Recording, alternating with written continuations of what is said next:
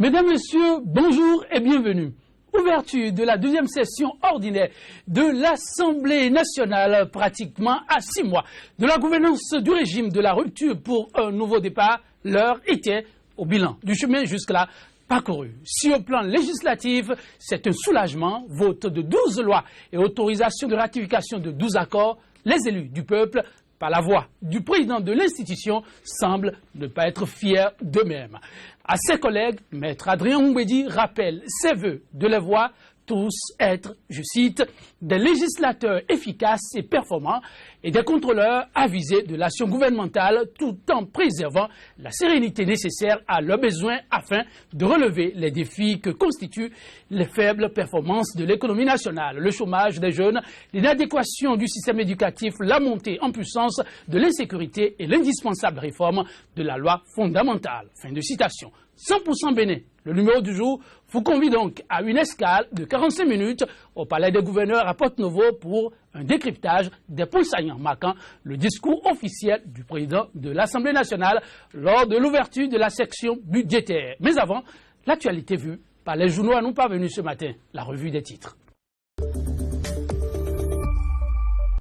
On ne va pas déroger à la tradition. On va avec nous ce matin, Kodovia Métonou, qui s'installe déjà pour nous faire le point de la une des journaux, l'essentiel de l'actualité vue par les quotidiens béninois. Kodovia Métonou, qu'est-ce qu'on peut retenir de croustillant ce matin? Oui, on restera également à l'Assemblée nationale avec les canards qui nous sont parvenus. Beaucoup sont revenus donc sur l'adoption à l'unanimité du rapport d'activité du président de l'Assemblée nationale. Je crois que c'est ce qui fait d'ailleurs les grands titres des journaux et puis quelques titres satellites vont également meubler cette revue. À vous la parole, Kodovia Métonou.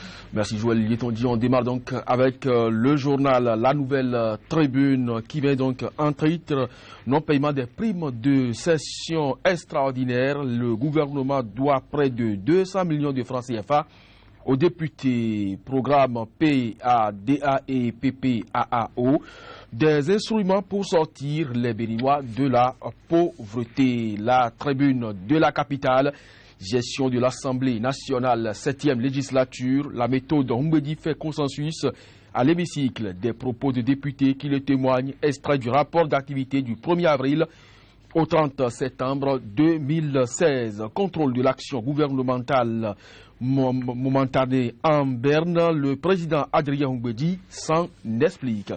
L'affiche du jour, adoption à l'unanimité du 3e rapport d'activité de Oumbedi, le contrôle de l'action gouvernementale, le talon d'Achille de la 7e législature. Le confrère de la matinée, après la nomination et l'installation des préfets, une formation sur la mission de commandement s'impose. Conflit religieux au Bénin, nécessité de stopper l'écoulement avant la saignée. Et puis pour le renflouement de la caisse de l'État, voici la liste des produits interdits d'importation par voie terrestre. Et puis si vous êtes fan de la Coupe d'Afrique des Nations, tirage au sort donc de la CAN 2017 ce soir, tous les regards tournés vers Libreville, la CAN en quelques chiffres. Quotidien, le matin, classe politique béninoise, Bruno Amoussou, le patron. Et puis, toujours polémique dans le secteur de l'enseignement supérieur, le professeur Amouzouvi restaure l'autorité du ministère. Quotidien, le matinal, mission des députés à l'extérieur, Oumbedi attaqué par ses collègues. Transmission de dossiers au Parlement par la Haute Cour, 3 anciens ministres poursuivis. Quotidien, le meilleur. Le professeur Amouzouvi Dodi sur Sika TV hier. À la date d'aujourd'hui, aucun établissement privé d'enseignement supérieur sur les 52 n'est fermé. Assemblée nationale, 7e législature, le 3e rapport d'activité de Oumbedi adopté à l'unanimité. Quotidien, le potentiel, reconnaissance des universités réglementaires au Bénin, des promoteurs privés s'agitent pour rien. Session budgétaire à l'Assemblée nationale, Oumbedi met talon sur la braise. Quotidien Le Télégramme, interdiction d'importation de certains produits par voie terrestre. Une décision salutaire pour la caisse de l'État. Et puis quotidien, l'économiste, interdiction de 15 produits par voie terrestre au Bénin vers une nouvelle morosité économique, constate le journal. Et puis Assemblée nationale, les députés passent au scanner les 210,5 milliards de talons. L'événement précis, adoption du rapport d'activité du président du Parlement, troisième plébiscite pour Humbedi. Sa gouvernance fait consensus à l'Assemblée nationale. Réglementation des paiements dans les supermarchés par GSM. Le préfet Toboula en guerre contre l'insécurité à Cotonou constate l'événement précis qui cède place à l'option quotidien. Malgré la crise socio-économique, Talon croit fermement que le Bénin décollera. Il invite les Béninois à travailler avec diligence. Et puis Assemblée nationale, les députés approuvent la gestion de Humbedi. Quotidien matin libre, vote du budget de l'État 2017. Humbedi pose des conditions. Construction du siège de l'Assemblée nationale. Les députés menacent de prendre leurs responsabilités. Nord-Sud quotidien pour poursuivre. Adoption du rapport d'activité du Parlement. Les députés donnent carte blanche à la gestion de Humbedi. Et puis, nouvel étalon pour terminer. De l'AIC dans les exploitations cotonnières. Les producteurs réclament le paiement des arriérés, une information qui vient donc plomber ce que nous avons jusque-là par rapport à cette structure qui s'occupe du coton, qui pendant longtemps on fait croire que le coton est parti pour redorer tous ses blasons. Oui. En tout cas, c'est dans la discordance des voix que jaillit aussi la lumière. Merci à vous, Kodovi Ameton. On place à présent au débat matinal consacré à l'analyse de l'actualité béninoise. C'est juste après cette bande-annonce. Sika TV fait désormais escale dans chacun des pays africains. Escale numéro 1, le Bénin.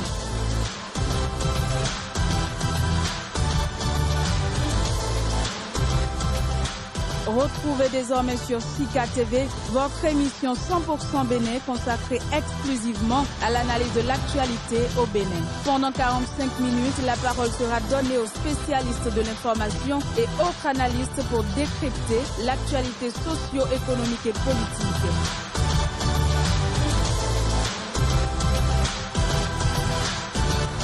« 100% Bénin, c'est du lundi au vendredi sur Sika, le vrai visage de l'actualité en Afrique. » Au titre du contrôle de l'action gouvernementale ces 6 derniers mois, par l'Assemblée nationale, 3 questions écrites ont été posées. 30 questions orales, 10 questions d'actualité, presque toutes restées sans suite. Aucune commission parlementaire d'information et d'enquête et aucune interpellation. Se désole le président de l'institution qui annonce publiquement que le temps du répit est maintenant révolu, invitant ses pairs à prendre leurs responsabilités. Le Parlement béninois et ses nouveaux défis, la représentation nationale en quête de ses marques, c'est bien le thème au menu du débat du jour. 2 invités sur ce plateau pour mener donc la discussion en notre compagnie, un acteur politique et un homme de médias. À ma droite, j'ai Paulin Kinyinde Akonan, le président de l'URD, l'Union pour le développement, pour la relève et le développement. Voilà, Paulin Kinyinde, bonjour. Bonjour, monsieur. Et ce matin, ça va, merci. La pleine forme. Très fort. La pluie n'a pas été un handicap. Non. Merci bien. En face de lui, Distel Amoussou, journaliste, il est consultant en communication. Distel Amoussou, bonjour. Bonjour, chers confrères. Et merci de répondre à notre invitation. C'est moi. Le temps passe très vite, déjà 6 mois de passé. Au niveau de l'Assemblée nationale, l'heure est aussi au bilan. On constate silence des ministres aux questions écrites, leur indisponibilité aux séances de questions d'actualité. Le président de l'Assemblée nationale invite l'exécutif à revoir sa copie. Le temps du répit est maintenant révolu. Cette boutade, Distel Amoussou, comment vous l'interprétez-vous? Bonjour, chers amis, bonjour au peuple béninois. C'est la première fois que je foule de mes pieds ce studio, ce splendide studio de Sika TV. Je vous remercie pour la qualité du travail que vous abattez. C'est à votre honneur. Merci bien. Ceci pour répondre à votre question. je vais simplement dire que c'est un aveu du président de l'institution, aveu par rapport à la contre-performance sur le second point capital des attributions de la représentation nationale, le contrôle de l'action gouvernementale. Par rapport à la structuration du test, je n'aurai pas grand-chose à reprocher. D'ailleurs, je n'ai pas de reproche parce que le président Mbedi est un connaisseur, un fin connaisseur. Donc le test, pour moi, était bien structuré. Son contexte est institutionnel et s'y prête. Maintenant, dans le fond, je crois que le président de l'Assemblée s'est comporté, c'est mon point de vue, comme à la tête d'une équipe de football, jouant à domicile, mais qui se donne le temps d'observer trop longtemps l'adversaire qu'il reçoit. Et lorsqu'il a fini d'encaisser des buts, il commence par rechercher la faute en son propre sein. C'est tout ce que je pourrais dire pour l'instant. Je vais retrouver Paulin Yapoulan, c'est vraiment très schématique là. Quelle lecture faites-vous de cette boutade? Merci. Je partage entièrement le point de vue de mon homologue. Mais je dirais simplement que moi j'analyse le discours du président de l'Assemblée en deux phases. La première phase, je crois, dans un premier temps, après un préambule, il a fait le bilan des 6 premiers mois de la première session qui coïncide avec l'arrivée au pouvoir du président Talon. Et ensuite, il est passé aux perspectives, n'est-ce pas, de la deuxième session qui s'ouvre sur la gestion 2017. Et en préambule, il a bien fait de rappeler le rôle de l'Assemblée nationale, qui est dans un premier temps de légiférer, mais aussi dans un second temps de procéder au contrôle de l'action du gouvernement. Mais très subtilement, le président a annoncé déjà qu'il faut un certain nombre de sérénité pour justifier, n'est-ce pas, les manquements au niveau du contrôle de l'action gouvernementale. Les arguments avancés par rapport au silence des ministres, les arguments avancés par rapport à l'indisponibilité des ministres pour les questions d'actualité, à mon avis, moi, ne me donne pas du tout satisfaction. C'est simplement, chaque fois, ce qui se passe au sein de l'Assemblée, on ne procède pas en réalité à un véritable contrôle de l'action gouvernementale. Parce qu'on ne peut pas, en tant que contrôleur, justifier le fait que les ministres sont nouveaux, ils sont nouvellement installés, il faut qu'ils prennent le temps de connaître les dossiers. Non, l'État est une continuité. Et l'équipe administrative de la gestion au niveau des ministères sont en place.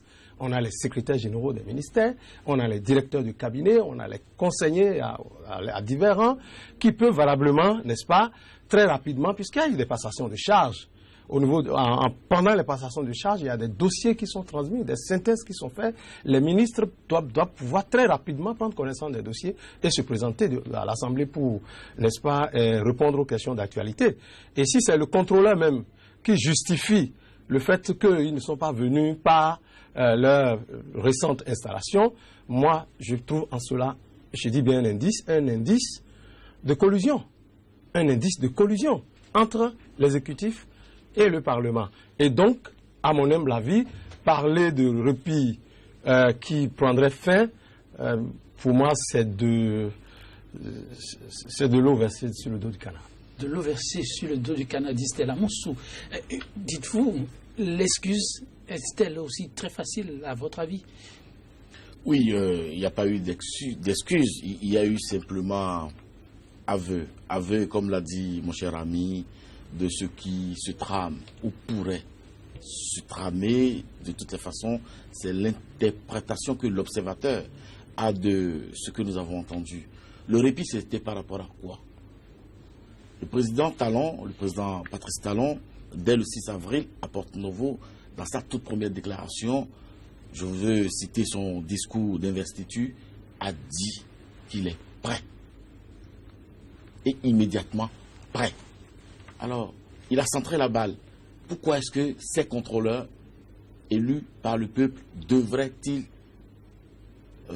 parler de répit aujourd'hui? Non, on n'en a pas besoin. Je vais vous dire, en réalité, nous sommes en face d'une hypocrisie politique qui ne dit pas son nom. Chacun d'eux a pris le temps d'observer où est-ce qu'il pourrait caser ses proches, où est-ce qu'il pourrait caser les animateurs de sa chapelle politique. Chacun observe et continue d'observer. et le président Patrice Talon, enfin compétiteur, gagne du terrain. C'est tout ce qui se passe. Ce n'est pas autre chose. Et quand on parle de la fin de répit aujourd'hui, c'est le président de l'institution parlementaire qui le décrète, la fin du répit. Il ne nous a pas dit quand est-ce que ça a commencé. Ça trêve. Non, je crois qu'il y a un problème. Et il vient siffler cette fin curieusement en coïncidence avec le vote bientôt du budget de l'État. C'est pour dire que nous allons replonger. C'est pour dire au président de la République, attention, ici nous avons des pratiques, nous t'avons laissé faire tout le temps, mais maintenant, là, par rapport à ton budget, il faut que tu viennes, il faut que tu sois présent. Et être présent, il y a la manière. Ok, ça c'est être présent, il y a la manière. Le président, en tout cas, le budget est envoyé, il s'agira aux députés de jouer leur rôle, chaque ministre viendra plancher. Le président a-t-il vraiment un rôle à jouer? Où il y a des non-dits, parce que Distel Amoussou semble parler à mots un peu voilés, là, et vous-même vous dites que quand on parle en ces termes, le contrôleur qui dit je vous laisse le temps de mieux vous installer, le deal était par rapport à quoi? Et pour qu'aujourd'hui on parle en ces termes? Non, moi j'ai parlé d'indices. D'indices de collusion. Et l'indice de collusion, à juste titre, vous voyez, le deuxième argument du président de l'Assemblée, c'est qu'il faut une reconstitution, n'est-ce pas, de la classe politique au niveau de l'Assemblée nationale, des groupes parlementaires et tout. C'est vrai, ils ont pris du temps pour le faire. Pourquoi tout ce temps? Il finit par dire qu'il est plus aisé, n'est-ce pas, pour un opposant, de contrôler l'action gouvernementale qu'à quelqu'un qui soutient l'action du gouvernement. Qu'il vous souvienne qu'il a fait la déclaration qu'il soutient l'action du gouvernement de Talon, après l'échec de son candidat aux élections. Eh bien, le président de l'Assemblée a dit clairement, et oui, ça c'est vrai, et je suis d'accord avec lui, il faut une reconstitution, n'est-ce pas? Et il dit que jusque-là, en attendant cette reconstitution, il fonctionne, n'est-ce pas, par compromis.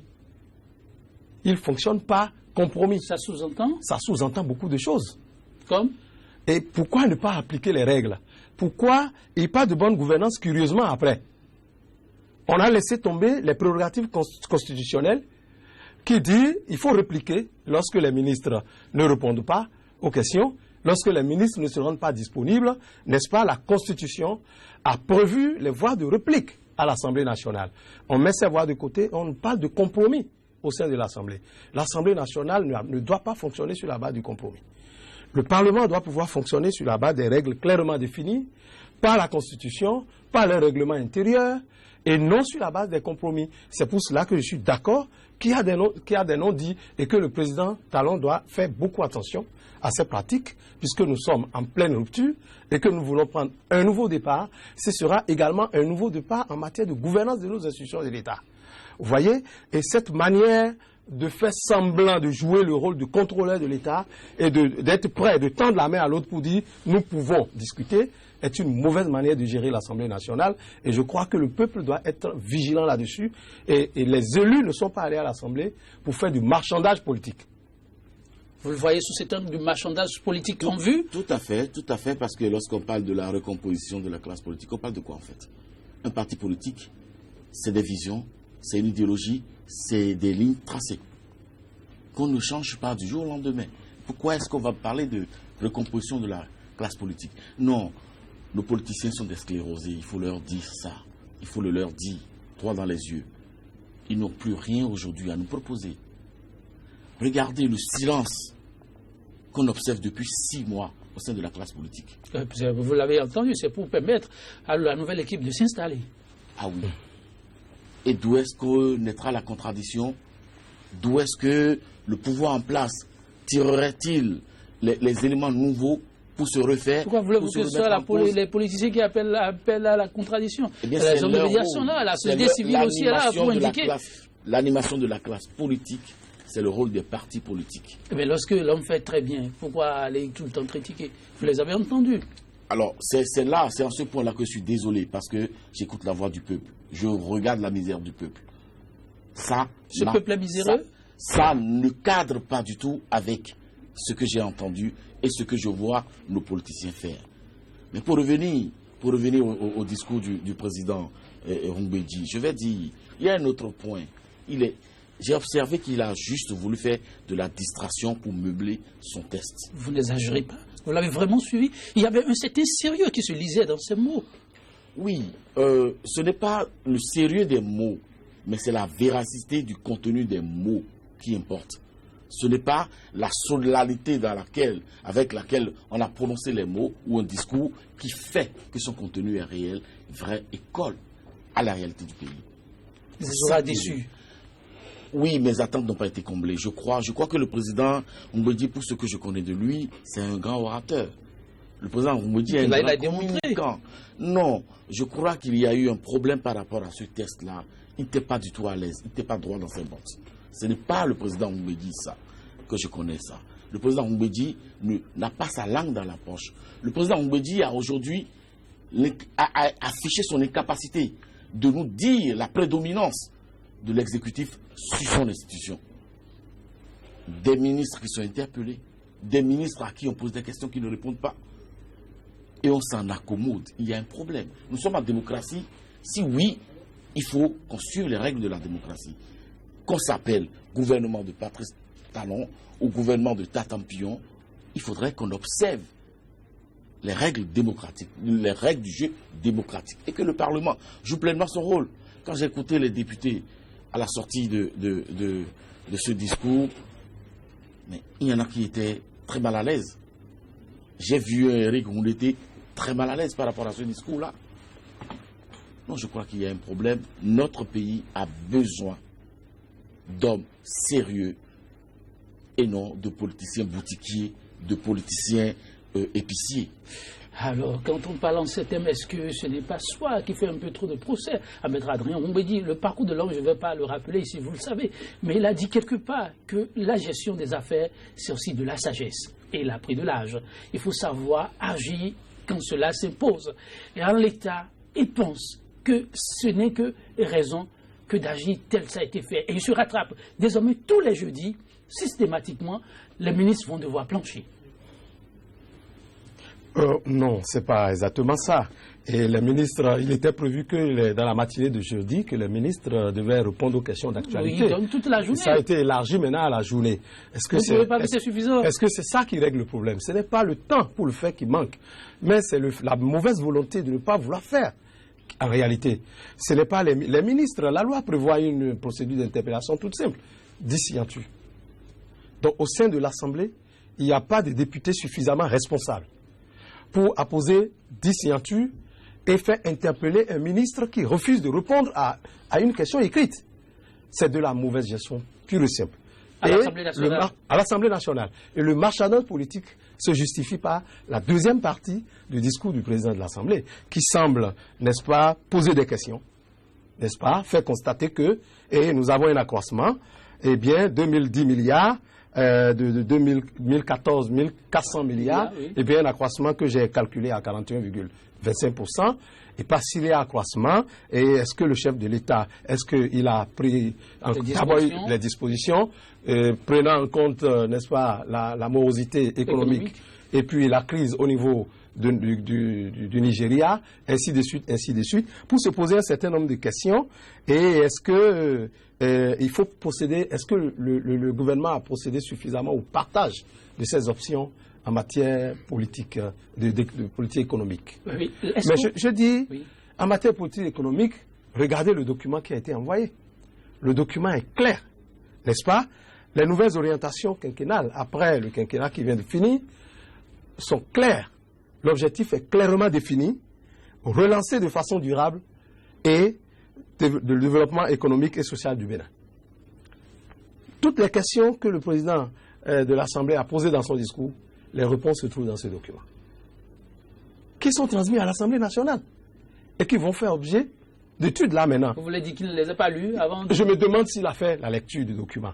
Quand il demande ça, parce que le premier objectif, n'est-ce pas, de ce document, objectif spécifique, c'est l'investissement pour une agriculture d'envergure et le développement de cadres filières, maïs, riz, ananas et anacades. Mais avant ça, lorsque le président parlait, n'est-ce pas, du partage, il a cité par exemple la diversification agricole et l'organisation des filières. Mais voilà, c'est bien dans le document. Et quand on prend les axes transversaux, on a, en dehors de l'amélioration de la gouvernance, la lutte contre les effets néfastes des changements climatiques, la promotion de l'emploi des jeunes. C'est les éléments sur lesquels il est revenu comme question. Il se demande si, dans l'élaboration de la politique économique, est-ce que le gouvernement a tenu compte de l'emploi des jeunes? Est-ce que le gouvernement a tenu compte des effets des changements climatiques? Tous ces éléments sont bien et belles dans le document Distel Amosso. Est-ce qu'il faut vraiment faire de procès au président de l'Assemblée nationale? C'est vrai, Akpona est en train de citer le contenu des documents. Adrien Oumbédi a fait avec plusieurs gouvernements, vous n'allez pas le lui reprocher. On a vu à l'œuvre d'autres gouvernants aussi qui savent envoyer des documents vraiment irréprochables. Mais à l'œuvre, ça laisse à désirer. De ce point de vue, n'était-ce pas vraiment judicieux de poser ces questions pour dire aux gouvernants, attention, vous ne viendrez pas nous tourner en bourrique. Sachez rester donc garder et sachez joindre à la parole. Écoutez, c'est un jeu politique. Encore. C'est un jeu politique et le président Oumbédi, à travers son test, je ne lui fais pas un procès. Du tout, alors. Du tout. Mais à travers son test, lorsque on observe que le président Oumbédi a extrait son questionnaire et a élaboré son test autour d'un questionnaire, donc toutes les réponses se retrouvent systématiquement et pas du tout cachées dans le document qu'il a reçu, qu'il venait de recevoir. C'est une manière de le mettre en exergue, en fait.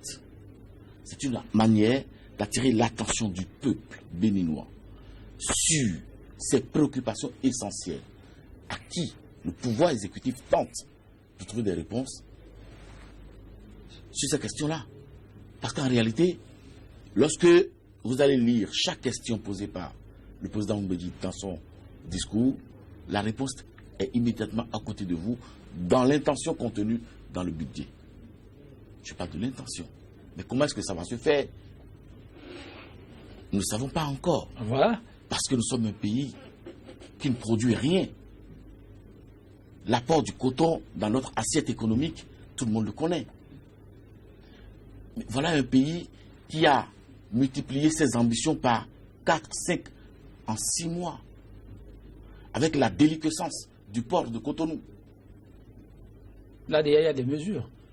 Je vous parle de la déliquescence du port de Cotonou. Et qui va s'aggraver d'ici les 6 prochains mois. Qu'est-ce que vous faites dire? Désormais, les marchandises passent par voie terrestre. Écoutez, moi, par voie terrestre sont interdites, voilà. Écoutez, moi, j'étais à Niamey il n'y a pas longtemps.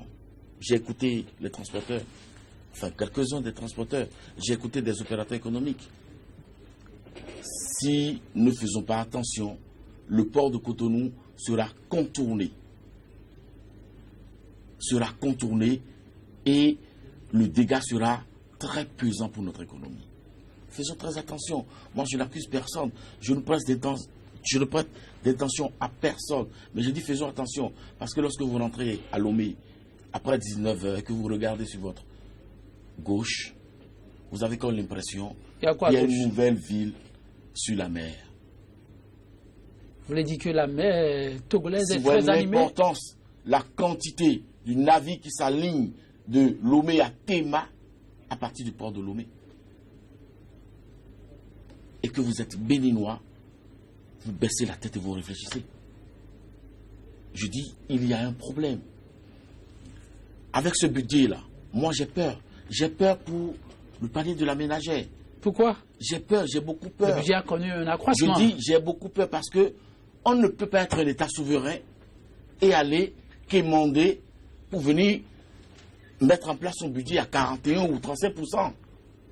Notre budget ne peut pas se baser sur la manche à 35-38%. Ça n'est pas possible. Où est notre souveraineté? Écoutez, lorsqu'on est à terre, comme on dit, on ne se refuse plus de se coucher. Maintenant, il faut trouver les palliatifs pour se mettre debout. Et je pense que je ne fais pas le porte-voix du gouvernement. Mais quand on suit la démarche, on peut bien comprendre que c'est là où le gouvernement veut aller. Non, moi, sur ce point, je ne suis pas d'accord. Parce que moi, je pense que nous sommes en train de sortir d'une période transitoire qui a été essentiellement consacrée, n'est-ce pas, aux réformes. Essentiellement sur tous les secteurs. de l'activité. L'éducation, le port dont vous parlez, c'est vrai, nous sommes un pays de transit, nous sommes un pays de services et des investissements ont été prévus dans le budget pour redynamiser le secteur portuaire et faire face, n'est-ce pas, à l'évasion des trafics de notre port vers d'autres ports. Moi, je crois que nous devons avoir de l'espoir à travers ce budget. Je crois même que c'est un budget volontariste qui montre que le président de la République et son gouvernement ont bien l'intention d'aller vers un développement durable, effectivement. Vous devez voir, le président de l'Assemblée l'a souligné dans son discours, et il a félicité le gouvernement pour, n'est-ce pas, ce défi de l'investissement, du capital investissement, n'est-ce pas. C'est très important en matière d'élaboration budgétaire. C'est des règles élémentaires qui, jadis, n'avaient pas été respectées dans l'élaboration du budget. Tel que ce budget est conçu, quel que soit le budget, même au plan microéconomie, un budget équilibré d'office en ressources et en emploi est un mauvais budget. C'est un mauvais budget. Je vous parle en tant que professionnel. C'est un mauvais budget parce que pour que le budget soit volontariste, il faut que le budget soit déficitaire. Qu'est-ce que vous mettez dans le budget? Le budget, c'est-à-dire volontariste. Le budget volontariste est le suivant. Non, pas du tout. Permettez s'il vous plaît que j'aille jusqu'au bout de ma logique. Lorsque vous avez envie de faire du développement, vous avez des objectifs à atteindre. Ces objectifs ont été clairement cités. Les actes ont été clairement définis. Restent maintenant les moyens pour financer. Et je crois que c'est là que vous posez le problème. Les moyens pour financer le budget, ce n'est pas seulement sur fonds propres qu'on finance un budget. Un budget financé entièrement sur fonds propres est un mauvais budget. Le budget français n'a jamais été équilibré. Jamais.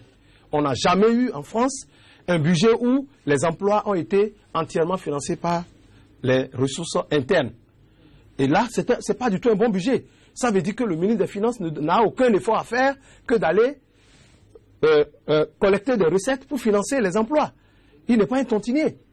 Un ministre des Finances, c'est celui qui réfléchit pour chercher des ressources supplémentaires en dehors des ressources pour pouvoir financer des emplois.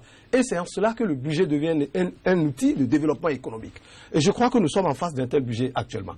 Pour mieux apprécier, et je suis d'accord avec vous, qu'il faut être prudent, pour mieux apprécier le niveau de réalisation de ce budget, il va falloir attendre la loi de règlement de 2017. C'est-à-dire, dès qu'on a fini d'exécuter, il faut que le gouvernement rende compte.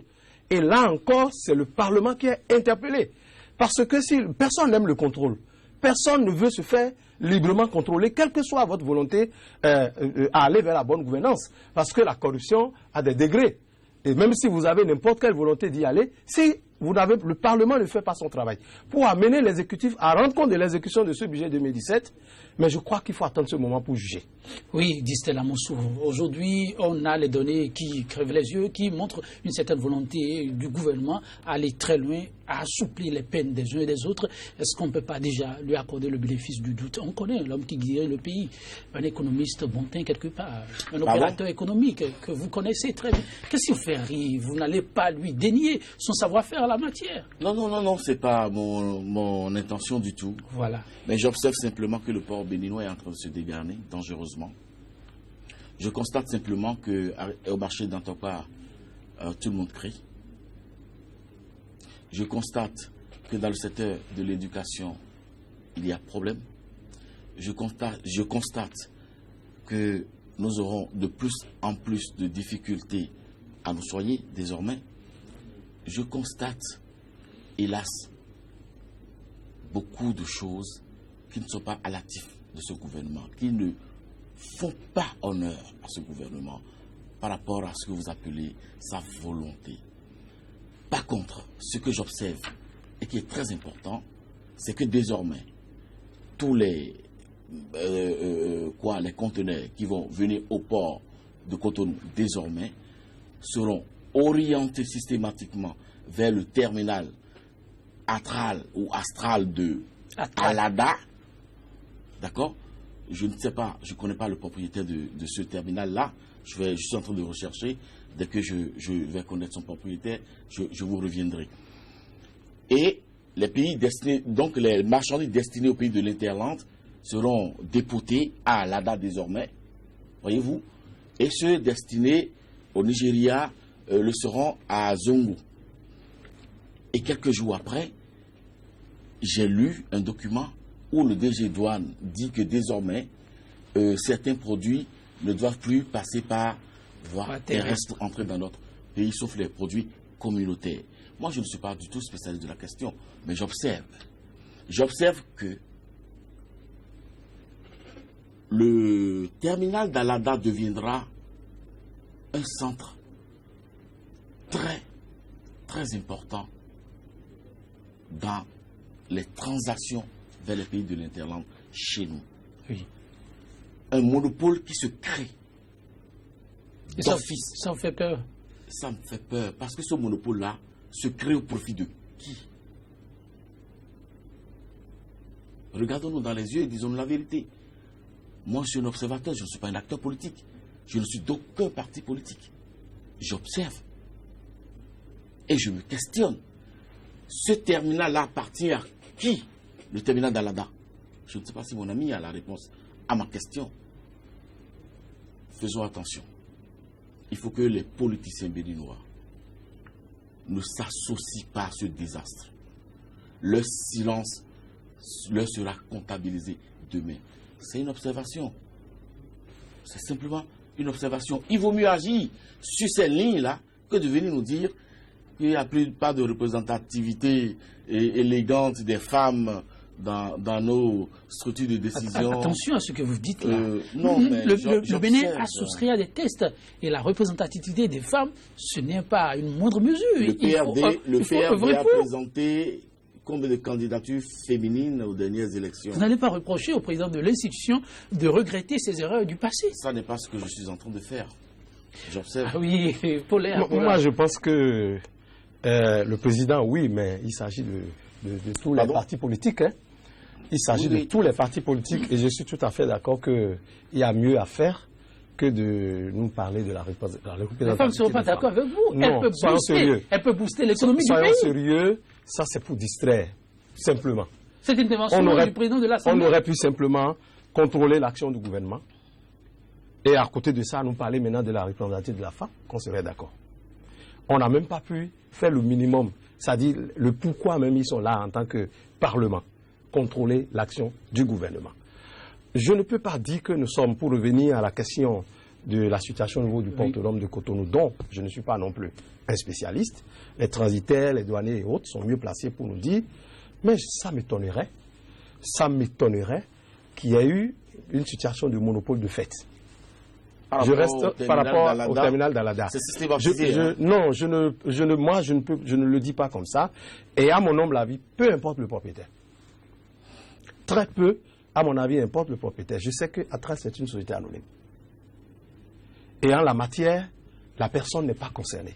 Quand on est en face d'une société anonyme, c'est les capitaux et l'activité qui sont concernés. C'est juridique.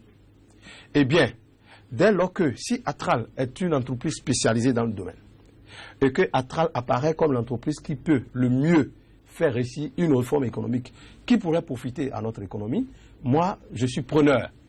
Maintenant, quant aux conditions de monopole que nous pouvons déplorer dans une économie de marché, puisque en matière d'économie de marché, c'est la concurrence qui fait le jeu, mais je ne sais pas s'il y a d'autres entreprises du secteur qui n'ont pas été sollicitées. Je ne sais pas s'il n'y a pas eu un appel d'offres derrière cela et que Atral aurait remporté. Même si Atral appartenait de façon directe ou indirecte aux membres du gouvernement, ou à quelques membres du gouvernement, à quel niveau que ce soit, mais ce n'est pas parce que je suis président de la République que mes activités économiques vont s'arrêter. Je suis désolé. Et ce n'est pas parce que je suis président... Vous m'informez. Excusez-moi. Je donne un exemple. Oui. Ce n'est pas parce que je suis président de la République que si j'ai des entreprises qui sont dans un secteur donné ne doivent plus désormais participer, n'est-ce pas, à l'animation de la vie économique. Il est très difficile de voir la limite entre les deux. C'est où la démarcation, j'allais demander. Justement, il est très difficile la limite entre les deux. Mais dès lors que M. Patrice Talon, le Bénin entier sait qu'il est opérateur économique. Il n'a pas fait faillite. Et on l'a élu à plus de 65%. Et donc, c'est le Bénin entier qui a élu M. Patrice Talon en toute connaissance de cause. On ne va pas revenir en arrière pour dire maintenant pourquoi il va mener telle activité, pourquoi pas. Pourquoi il ne va pas mener ces activités? Puisque, avant qu'il ne devienne président de la République, il est opérateur économique. Et il a annoncé que dans toutes ces sociétés, il est en train de procéder, n'est-ce pas, à la cession de ses actions au profit de ses bénéficiaires. Et pendant ce temps, dès lors que cela est fait, et je vous rappelle que nous sommes en face d'une société anonyme qui a le droit d'animer la vie économique au même titre que n'importe quelle société, quel que soit le soupçon ou le risque potentiel de conflit d'attribution qui pourrait planer. Oui, Distella Moussou, sur ce point qui a été évoqué, c'est vrai, vous l'avez évoqué aussi, on est obligé un peu d'en parler. Est-ce que les Béninois eux-mêmes ne s'attardent pas sur ce que d'aucuns appellent l'inutile, parce qu'ils le savaient avant de le faire? Et lorsque vous-même, vous optez pour ce qui peut-être pourrait vous être préjudiciable, il ne faut pas regarder tout droit devant soi et voir comment, s'il y a des brèches à colmater, les colmater, que de revenir chaque fois en arrière. Bon, moi je ne voudrais pas jouer le rôle des politiciens à leur place. Voilà. L'observateur, je n'en suis pas. Le conseillerait quoi alors? Alors moi je dis, il faut que les Béninois se mettent au travail. Il faut que chacun joue son rôle. Chacun fasse avec abnégation et sincérité ce qu'il a à faire au sein de la République. Et que les lignes soient à leur place. Je crois que nous allons nous retrouver. Nous allons nous retrouver parce que moi, je ne me vois pas du tout dans la peau d'un politicien. Je ne me vois pas venir dire à la place des politiciens ce qui leur revient. Mais j'observe qu'il y a un silence dangereux au sein de la classe politique béninoise. Il y a une société civile inexistante désormais. Il y a que les journalistes n'ont plus de la matière. Est-ce que c'est fait à dessein? Est-ce qu'ils ne font plus le boulot? Le travail de l'investigation a complètement disparu. Il y en avait sérieusement au Bénin? Je crois qu'il y en avait. Vraiment? Oui, je crois qu'il y en avait. Des tentatives d'investigation? Non, je crois qu'il y en avait. Je le dis fermement. Il y en avait. Maintenant, ça a disparu. Quand j'observe tout ça, je me pose des questions. Bon, c'est dans le registre de la rupture. Où allons-nous? J'observe. J'observe parce que, en réalité, le Béninois laisse l'essentiel pour s'attarder sur ce qui n'est pas utile. Prenez le discours du président Mbedi, puisque c'est ce décryptage qui nous amène ici ce matin. Oui. Est-ce qu'il s'est soucié une seule fois, en 2 phrases, de la situation du contexte économique, social actuel des Béninois? Lorsqu'il parle de chômage des jeunes, la situation des femmes, ça nous intéresse? C'est des génériques. C'est des génériques. Vous auriez voulu qu'il fasse Je n'ai pas senti la préoccupation de l'élu. Je n'ai pas senti la préoccupation du président de l'institution parlementaire, c'est-à-dire la représentation nationale. Je n'ai pas senti la préoccupation. Il y a aujourd'hui une rupture entre l'élite politique et la société, et les Béninois et le peuple, disons. Je crois qu'il faudrait rapidement resserrer les rangs. Resserrer très rapidement les rangs afin d'éviter le pire si à l'horizon rien de bon ne se profile. 100% Bénin bientôt, la fin de l'émission. Très rapidement, M. Akuna, votre mot de fin? Oui, mon mot de fin, c'est que je dirais, comme mon prédécesseur l'a dit, qu'il faut vraiment que les Béninois se mettent enfin au travail, à commencer par nos députés, qu'ils vraiment commencent par faire un véritable contrôle de l'action gouvernementale, au lieu de fonctionner sur la base du compromis, je dirais, entre griffes de la compromission. Merci beaucoup. Distella Moussou, vous ajoutez? Je demanderai aux Béninois d'écouter, d'observer, de travailler. Écoutez, observez, travaillez. Mesdames, Messieurs, 100% Bénin. Le numéro du jour, nous y mettons un terme sur cette citation du célèbre écrivain italien Pirandello. Nous avons toujours besoin de rendre quelqu'un responsable de nos ennuis et de nos malheurs. Pourtant, cela ne nous discute point.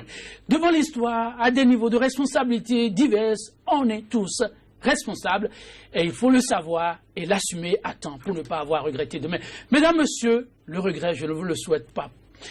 Que d'entrain, d'enthousiasme et de bon-être en permanence.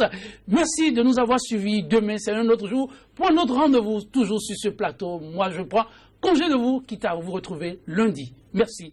d'avoir été des nôtres.